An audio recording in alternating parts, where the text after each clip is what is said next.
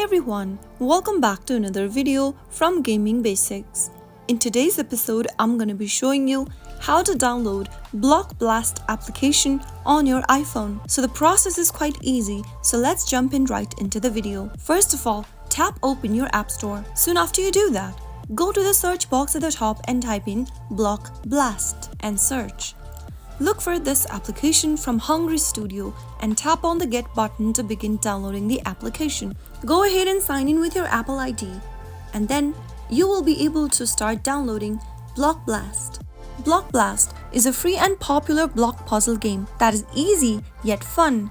You can match and clear as many colored blocks as possible on the board with the platform. Soon after the application is downloaded, tap on Open to launch Open Block Blast on your iPhone, and there you have successfully downloaded Block Blast. If you found the video to be helpful, go ahead and give us a thumbs up.